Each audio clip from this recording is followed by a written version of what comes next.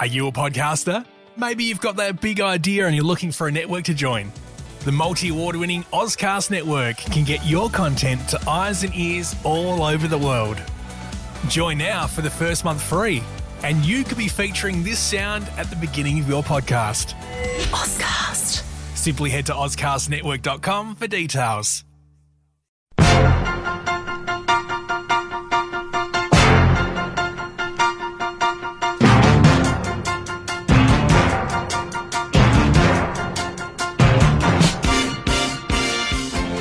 Hi everybody, Pete. Happy New Year. Happy New Year, Jeremy. Welcome to 2025. How quickly it came around. Oh my God, they do too quickly, I don't know. Anyway, I hope you had a wonderful Christmas. Happy New Year. And welcome back to the Court of Public Opinion for 2025. And the new look posting and podcast. So it was a slightly different aspect of the garage where we are. So we're posting every Tuesday from this week with a new show posted at 9 o'clock every Tuesday morning. And I hope you'll be there, and if you're watching it on Facebook, wonderful, or catching up with a podcast of it, just the audio of it somewhere, bless you. Where do we start? Peter Dutton launched the Liberals campaign in Melbourne on the weekend. Well, it's logical, I suppose. It's logical. I mean, the place that he picked, thanks to the Labor governments of Jacinta Allen and Chairman Dan Andrews. The people of Victoria are, at a state level, going to throw this lot under the nearest bus. And Peter Dutton reckons that he can get some benefit from that at a federal level. The people of Victoria have seen up close and personal what these people are into. Lots of seats to be won in Victoria. I don't know how they lost them in the first place, but there you go. I'm not an expert on Victorian politics or politics at all. But really, the campaign message should be pretty simple. It should be the proof of the pudding's in the eating. Labor is somewhere between disappointment and disaster. It's the economy, stupid, as Bill Clinton said. It's the economy, stupid. We are all demonstrably worse off under Albanese's Labor government. That's the truth. It's that simple. And it's all their own ideological fault. The woke, the welcome to country, the three flags instead of one, and a united nation that we all want. Ignorance and arrogance. Victorian and federal Labor are a done deal, I think. Cooked goose, dead duck. That's my prediction. Anyway, but they'll spend millions trying to make their case. God bless them. I mean, it's a whole industry, isn't it, really? It employs a lot of people. Dutton, I think, needs to outline a vision, however. His vision for the future. And I'm not sure he's done that yet. God, I hope he's got one. Here's mine. I mean, you might like to ring me when we get back on the air around the dining room table. Tell me what yours is. I reckon we need an open, proud society. Free from political correctness, no more woke, or ideological nonsense for no purpose, and at great expense. A razor gang to stop government waste and duplication. Real tax reform. How's that for an idea? Real tax reform. Put incentive back in the system. Better protection for our borders. One Australia under one flag. An independent but non-political ABC. God, I'd love to see that. One rule for politicians and the general public when it comes to things like, well, retirement and superannuation, for example. No more cushy diplomatic jobs for the boys?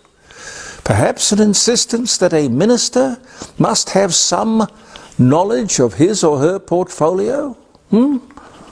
Oh, that could be revolutionary. A requirement that the Liberal Party will ask candidates to have had some work or real life experience, not just being a party apparatchik, before coming to government.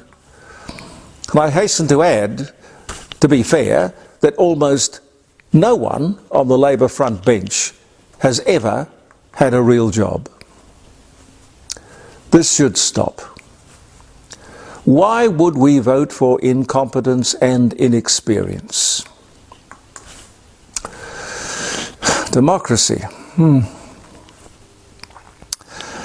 I don't know what I can say about the fires in Los Angeles. I'd like to say something.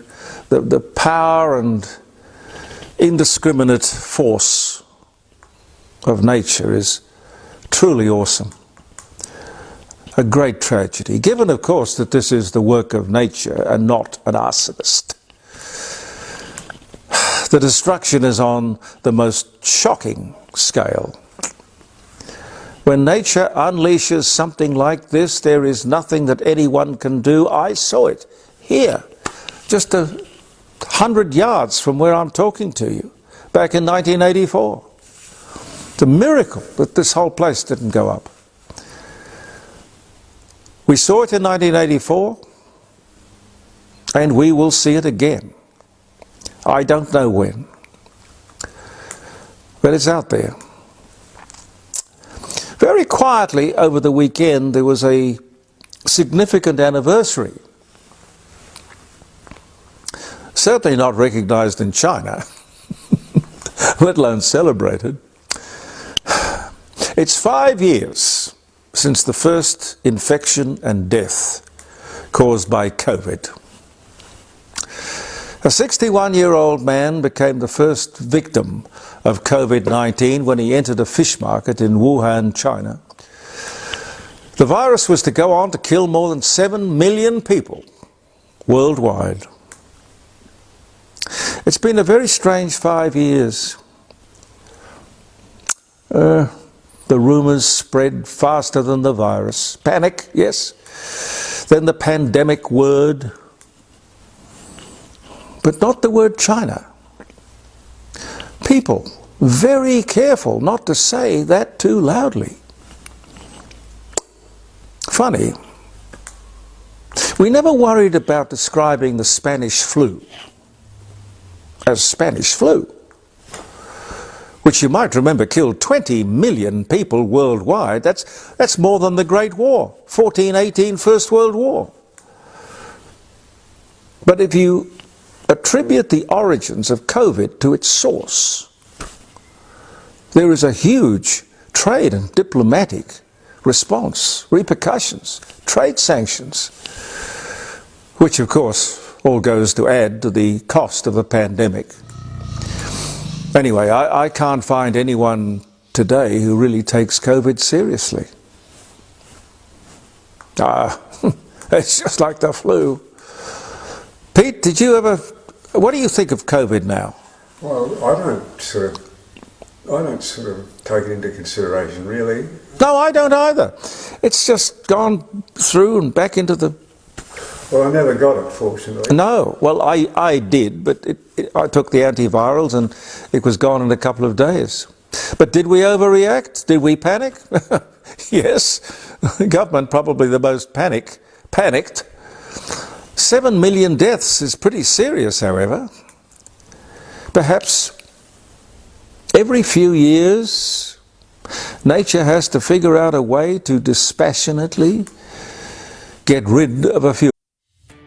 Are you a podcaster? Maybe you've got that big idea and you're looking for a network to join. The multi-award-winning Ozcast network can get your content to eyes and ears all over the world. Join now for the first month free, and you could be featuring this sound at the beginning of your podcast. Ozcast. Simply head to ozcastnetwork.com for details. Of us. You know, your thoughts?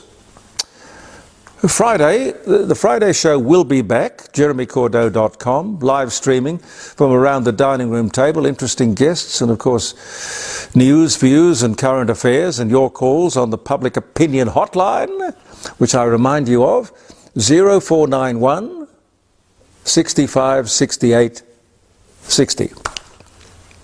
And the show here in the garage, brought to you by Elders Fine Art Gallery in North Adelaide, and of course the Rising Sun down there at Kensington.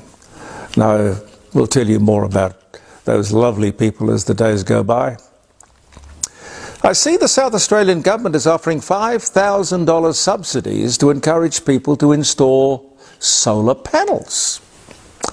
Now in my opinion, and you can disagree with me, absolutely, I think the whole thing's a con. The feds are providing rebates to slow inflation because of the ridiculously high electricity prices caused by Labor's renewable energies policy. But they're all temporary, the rebates, the subsidies, and we pay for them anyway. And they will be gone. This is all in preparation, of course, for the upcoming election, trying, hopefully, to get the Reserve Bank to knock down the interest rates, maybe. Anyway, we're going to be left with huge bills. The solar panels have a life of only 25 years. The wind turbines even less. It's a con, top to bottom. All of this to fix a problem that doesn't even exist. True.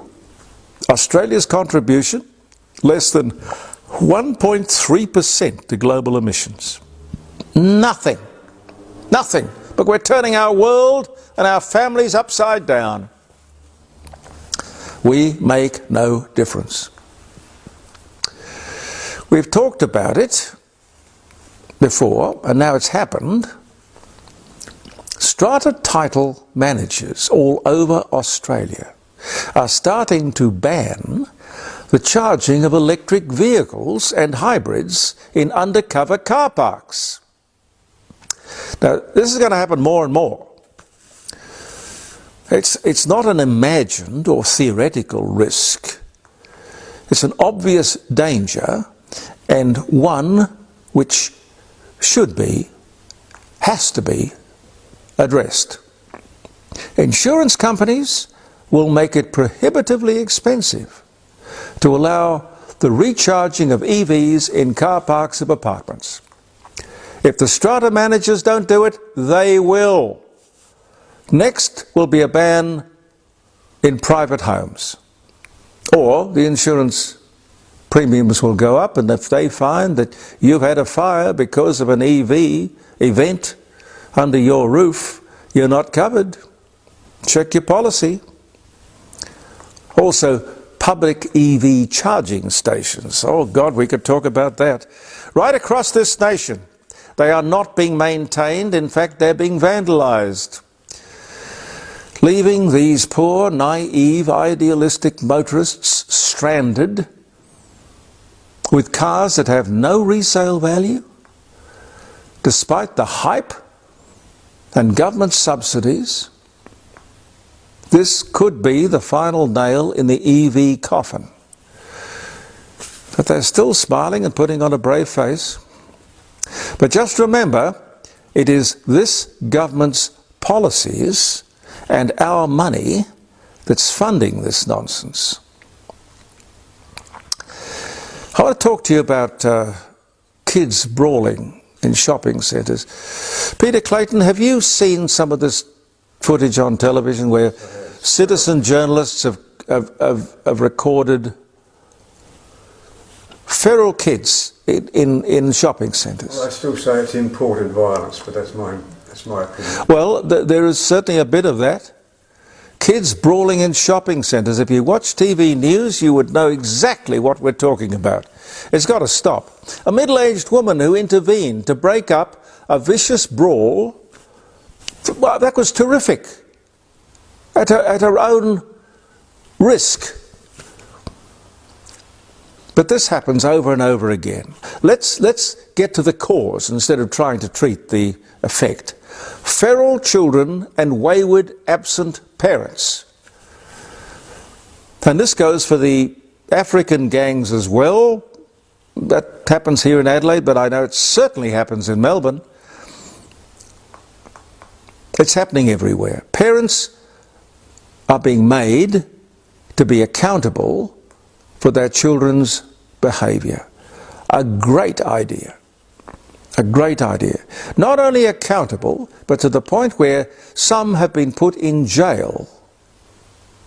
In fact, the kids present this kind of revolving door policy. You know, they're arrested, they go to trial or to the magistrate's court, they're given bail. It's an absolute joke. Some of them have been given bail 50 times and they go right back on the streets and offend again. Clearly not working, but we just keep on doing the same thing. Time for governments to see the writing on the wall. I see that the South Australian government is going to, and I think it was Frank Pengello's initiative, dear friend of mine and member of the upper house, my former producer from years ago.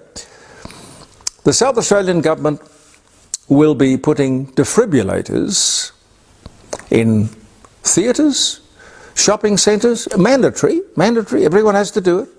Libraries, all public areas, public transport, every tram, bus and train. They'll be virtually on every street corner.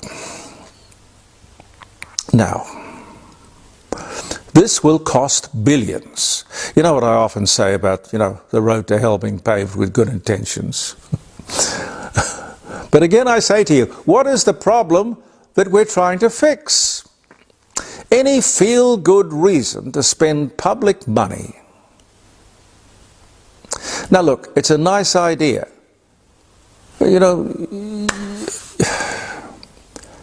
It's a great idea.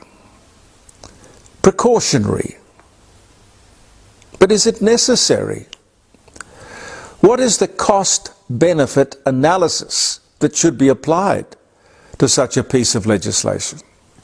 I'm sorry, Frank, I don't know whether you did that. I don't know whether there is any cost-benefit analysis.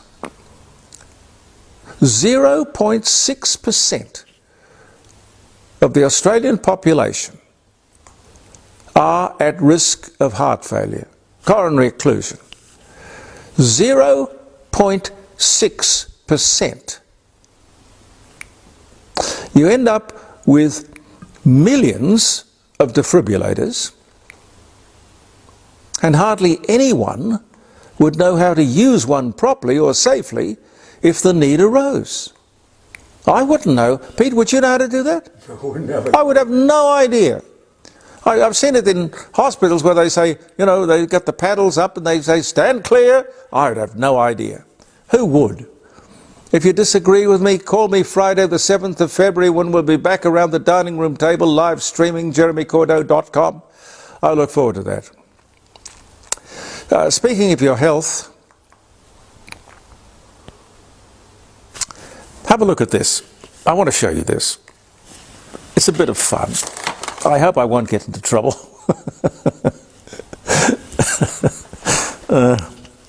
This is one of those amazing weight loss drugs. Now, I'm not knocking this because I think obesity is one of the great problems we have on the face of this globe at the moment. We have to do something about collectively losing weight. I mean, I'm doing my bit. This is Monjaro, so I'm not knocking the product in any way. But it's a fairly big box. And if you open the box, you'd expect to see something occupying a fair amount of that space, wouldn't you? You've heard of this sort of shrinkflation thing where the box is a lot bigger than the contents. Well, that is the contents. And you know what the rest of the box is taken up with? This tightly wrapped manuscript, which I have previously, prior to meeting with you today, unwrapped, taken it out to show you.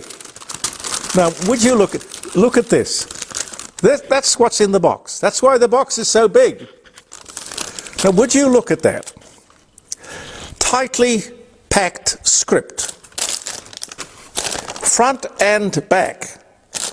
I mean, this is a bed sheet. It's sort of disclaimers and product information and get out of jail stuff. I mean, I'm just amazed that they could actually fit this in, fit this into the box along with the medication. I mean, instructions for the patient, that's one thing, but this is amazing. I mean, that's worthy of an Arts Council award, isn't it? And you couldn't read it. You'd need a scientific degree in something to be able to fight your way through it. A pith helmet and a week's provisions and a cane knife to hack your way. Extraordinary stuff. Anyway, I wanted to show you that because I thought it was funny. And as I say, I'm not knocking the product. I think it's a fantastic product, but the point is they've got to jump through these hoops because of the regulators and the stupid laws that seem to control everything that we do. I don't know. Let me talk to you about the NDIS. The NDIS, which already costs more than the aged pension and the Defence Department, imagine that, more than we spend on the defence of this country. It has been given an extra $1 billion a year. This is on the top of the $43 billion that it gets at the moment. This is to cover the cost of hiring an extra 1,000 people to crack down on fraud. This is a nightmare. The NDIS already employs 400,000 people. Still no means test. You can be a multi-billionaire and plug into the NDIS. No attempt to control costs. I don't know what it is. I think it's 140,000 providers and 1,100 of them or something like that are authorised. Why would you get to be a provider if you hadn't been checked out by the government?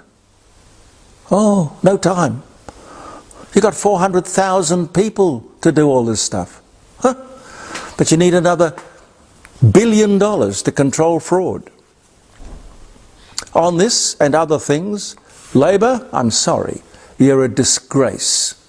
When you look back at the founding fathers of the Labor Party going way, way back, because it's the oldest political organisation in the whole country, I think they would find this disgraceful. I really do. Speaking of the NDIS, you may have seen the very expensive, comprehensive ads on TV for Save the Children. Save the children. We all want to save the children. The personal endorsement is one of Matt Tinkler, who is the CEO. Look him up. Very presentable, good presenter. Before Save the Children, Matt was the Chief of Staff to Bill Shorten, overseeing charity and not-for-profit and disability reform. A major player in the creation of the NDIS, the greatest rort in social security history in this country, with the potential to send us bankrupt. As Bill Shorten said himself, the NDIS is in the hands of criminals, but who allowed that to happen? The architects of the NDIS. But back to Mr. Tinkler. One of his big Save the Children campaigns is for the financial relief of Yemen. Yemen. I mean, you'll see these ads. I don't know whether the TV stations run them for free or they're being paid for, or they're at a discount, or they're part of the television station's responsibility to do community service. I don't know, but you'll see them everywhere. Financial relief for Yemen. I fear how many children may die if we cannot get them relief. I think that's an accurate quote from... Are you a podcaster? Maybe you've got that big idea and you're looking for a network to join. The multi-award-winning Ozcast network can get your content to eyes and ears all over the world. Join now for the first month free, and you could be featuring this sound at the beginning of your podcast. Ozcast. Simply head to ozcastnetwork.com for details. From the director of Save the Children. Yemen is a country in total chaos. Famine. Yes, starving children and a population committed to war and hatred.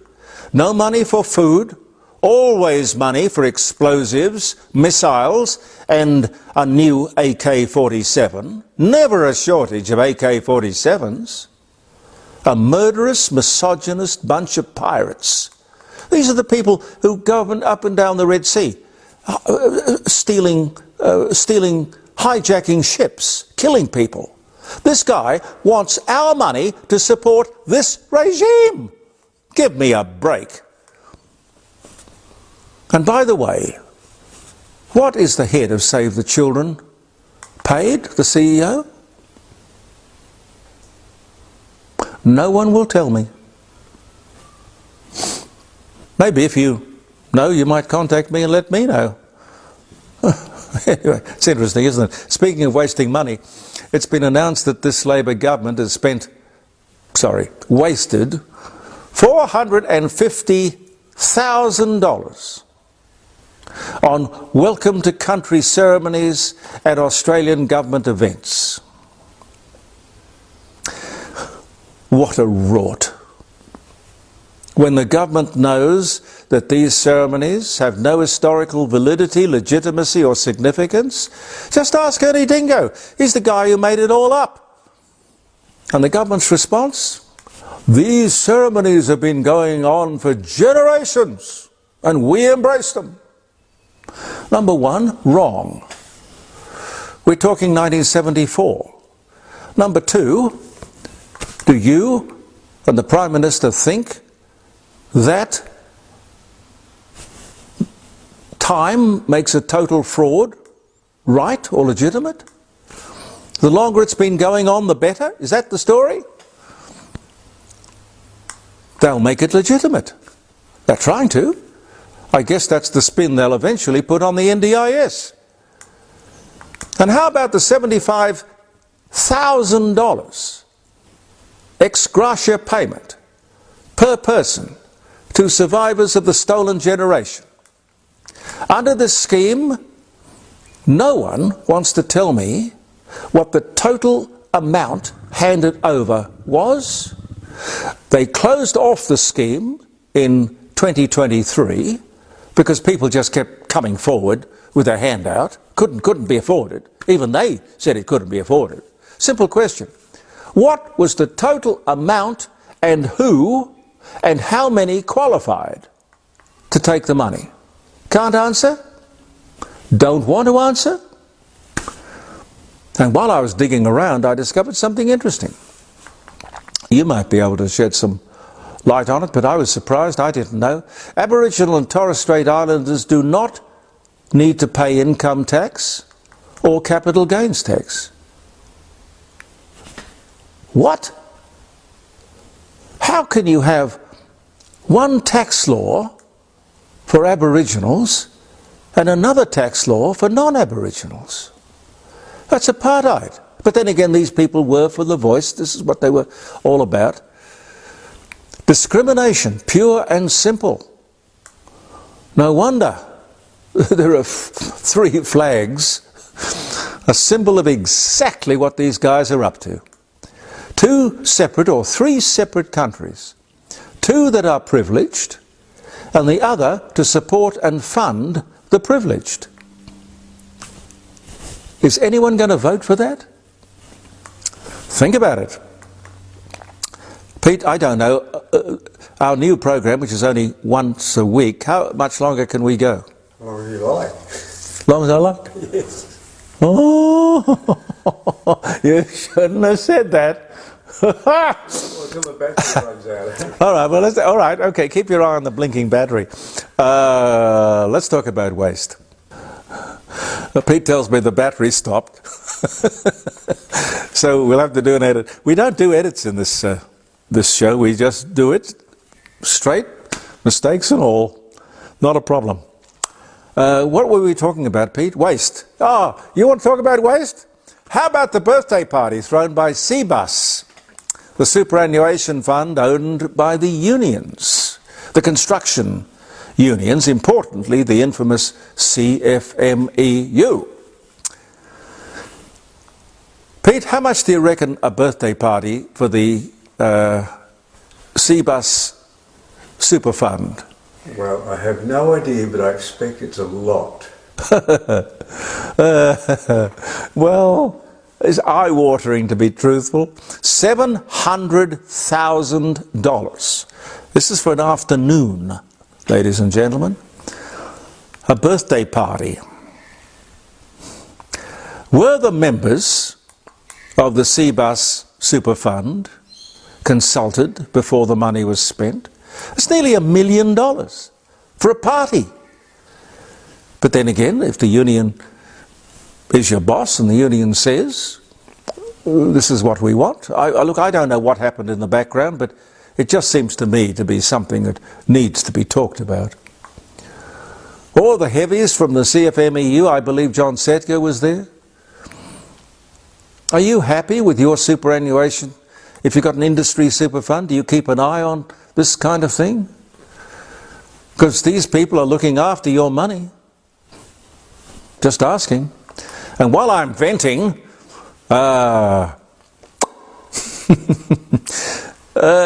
Stephen Smith, do you remember him? Former Labour luminary. And I'm not saying that the Liberal Party don't get up to shenanigans as well, but these people are accident prone. Stephen Smith, minister in various Labour governments over many years, currently the Australian High Commissioner in London, refused to attend or acknowledge Australia Day celebrations. What a total disgrace. 95% of Australians are supporters of Australia Day and its date of January the 26th.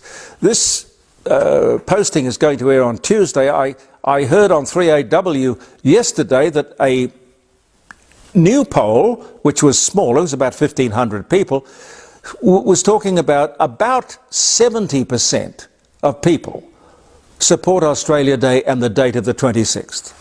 And this guy, Smith, he's paid to represent us in Great Britain, not the ideological nonsense of the Labour Party. Stephen Smith should be sacked. And by the way, the date, the 26th of January, is Australia Day, because it was decided that as Australia became an independent nation on the 26th of January 1948, remember the year, 1948, 48, not 1788, 1948, it would be the most appropriate. Look it up. The Nationality and Censorship Act of 1948. That is why we celebrate. And that's why I suspect most people agree. 1/3 of our population, I heard today, 1/3 of our population suffers from loneliness.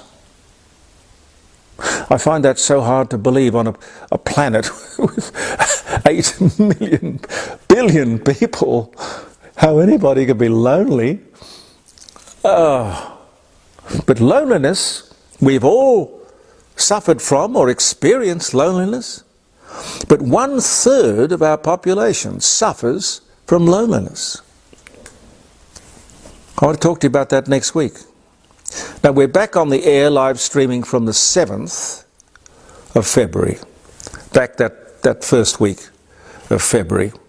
Some dates, anniversaries, if it's your birthday or your wedding anniversary, I hope it's just a fantastic day.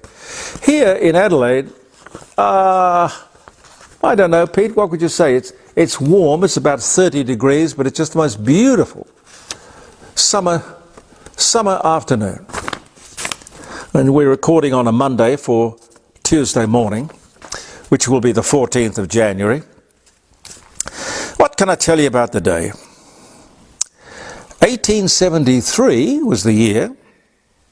Celluloid, registered as a trademark by its inventor, one John Wesley Hyatt. Celluloid. 1873. It would have taken them a bit of time after 1873 to actually start doing stuff with celluloid. Wonderful year. Why? Colt Single Action Army. Oh, the Colt Single Action Army. All right. Okay. Which I understand Sam Colt never actually got to see. No, he didn't. No. Never got to see the revolver that carried his name so famously. He died before that one came out too. Conquered the West. 1514, Pope Leo X issues a papal bull against slavery. 1514. Well, that did a lot of good. Anyway, at least he was trying. 1898, Lewis Carroll, English author, Alice in Wonderland. He dies at the age of just 65 on this day in 1898. US President Donald Trump denies that he is a Russian agent. What haven't they accused him of? After the New York Times article states that the FBI started an investigation and the Washington Post raised issues over a meeting with Russian President Vladimir Putin. Bloody woke media. That was this day in 2019. Gee, I'd hate to be on that man's hit list. It'd be a hell of a long list, wouldn't it, Pete? I reckon. God. Eli Whitney receives the government contract for 10,000 muskets on this day in 1799. That would be the US government.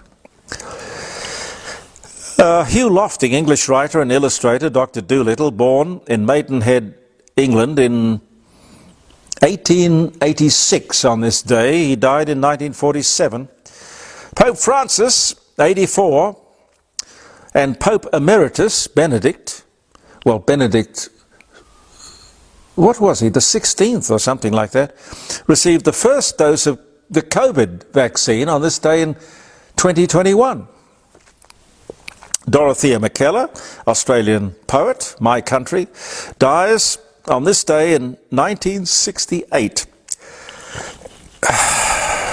Gee whiz. Well, she would have been born in the last century, wouldn't she? Mark Antony, Roman politician and general, born in Rome, died 30 AD, born this day in 83 BC. It does get confusing, ladies and gentlemen. 1904, Cecil Beaton, English photographer, especially official photographers or photographs of the royal family, born in Hampstead, England. He died in 1980, born this day in 1904. The Simpsons. You know, I never got The Simpsons, Pete. No, me neither. I never got The Simpsons. Or that, what was that other thing, Park? What was that called? Yes, South Park. South Park. I never got that either. It must be far too subtle for me. I'll stick with Pepe Le Pew. Pepe Le Pew. God bless him. Anyway, The Simpsons premiered 1990. Very successful program. World War II, Franklin D. Roosevelt travels to Miami, from Miami to Morocco, to meet Winston Churchill, becoming the first American president to travel overseas by an aeroplane. Then the Casablanca Conference, as it was called, begins between Winston Churchill, Franklin D. Roosevelt and other Allied representatives this day in 1943. They had another one in Potsdam, didn't they, which was most decisive. But there was something about, I guess, meeting in Casablanca that caught their imagination. 1989, 1,000 Muslims burn Salman Rushdie's Satanic Verses in England. In 1989. I don't care whether people burn books, the Nazis burn books or the Muslims burn books. Burning books is a heinous crime. Never should happen. Marilyn Monroe married baseball legend Joe DiMaggio in 1954. Didn't last long, but formal approval for the orders of Templars. The Order of Templars. 1129. You know, the Knights Templar, it's the oldest chivalrous order, knighthood, in the history of the world. It goes back way before St. Michael and St. George. It goes right back to the Crusades. Anyway, I think I probably should leave it there, shouldn't I? Yes, I should leave it there.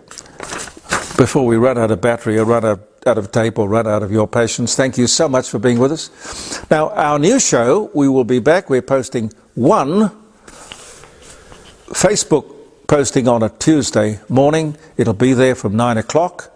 And our show on Friday around the dining room table, Jeremy Cordeaux live streaming, will be back the 7th of February.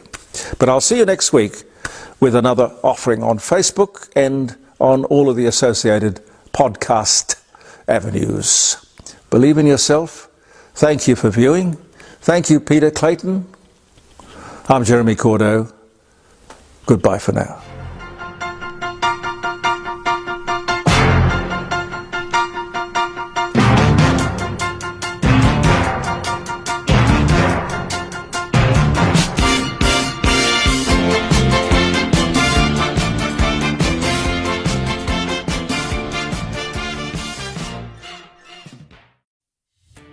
Are you a podcaster?